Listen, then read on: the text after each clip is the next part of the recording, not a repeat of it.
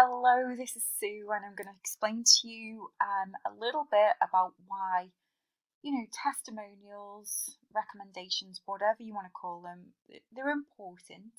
But I also appreciate not everybody has them, particularly if you're a startup in business. So, one of the things that I noticed from one client, for example, I was working for, is that they've been doing what they've been doing for maybe 20 years, gone into business by themselves. But I was still saying to them, just because it's not your business, you have got those recommendations, you have done this job, yes, in a different business, but there's still recommendations and testimonials about you and how you work. So it's just to let you know, don't feel that it needs to be related to this business that you're doing now. It could be, in the past. It could be, that you started a business just like this client is, and that is something that you can definitely use. And at first she wasn't keen to do that, and I was like, but why? Why? It's still valid. You've been doing this job for probably more than 20 years. It's still valid. Why can't we use those testimonials from your other position? So that's one thing to look at. If you are completely new to this, and sometimes that does happen, then you might want to be looking at getting, either doing something pro bono.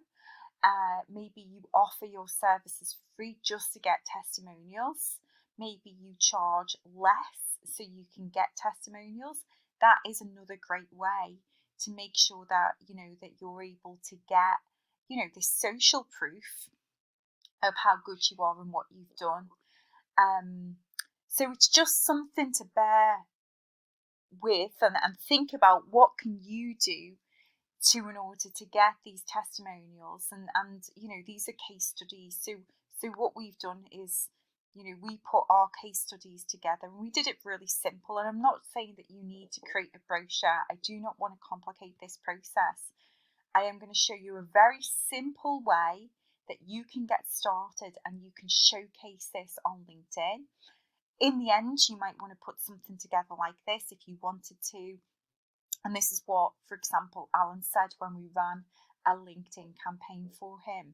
And these are the so a LinkedIn campaign is where we're working with, basically you're getting sales. Basically, we're getting people who want to have a conversation with you, and the end result is that they become your client. That's really what we've did with these people, or our clients. So if you are doing, for example, the LinkedIn 90-minute sales mastery course, the next stage in the process, once you've done this, you're set in the foundations with the LinkedIn profile. The next thing that you would want to be thinking about is, okay, how can I get this engine rolling? And that's where you might want to look at the last course that you will ever need in order to start getting traction and getting clients. So yes, the LinkedIn profile is the foundation piece. It will get you visible, but of course you're going to need to be doing other things in order to get conversations rocking.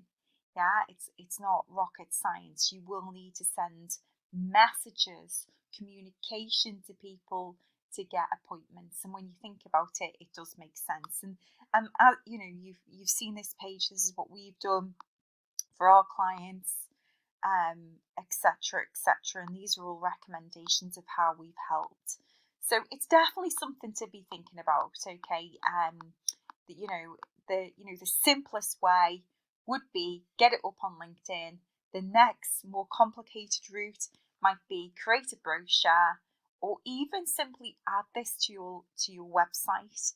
And again, this is something that we've actually done ourselves. If I go here, should have maybe had it up, hey?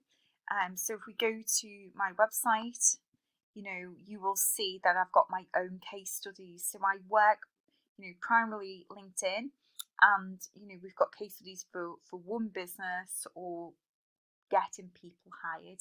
because our philosophy is really about the communication, the messaging, and that's what we're really good at. So let's go to LinkedIn now. Okay, so let me go to LinkedIn and show you how you would ask for a recommendation. Okay, so if you have not actually requested a recommendation ever before, it's going to be in this section, okay, that you might need to be looking at. Okay, now if you have actually asked for a recommendation ever in the past, it's going to be here, and you're going to find it on your LinkedIn profile. So obviously you need to log into LinkedIn profile, you need to view your profile.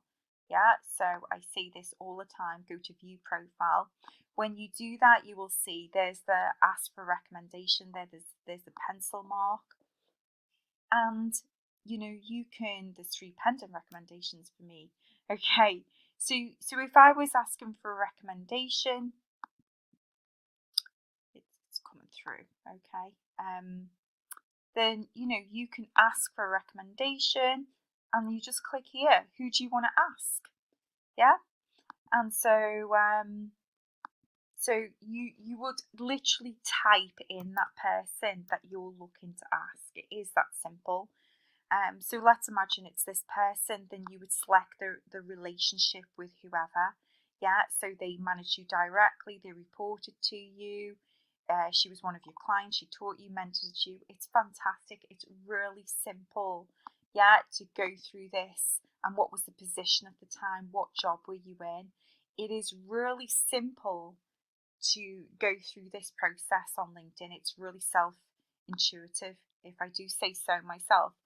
This is the trick of how you get a recommendation. People are busy. We need to recognise that.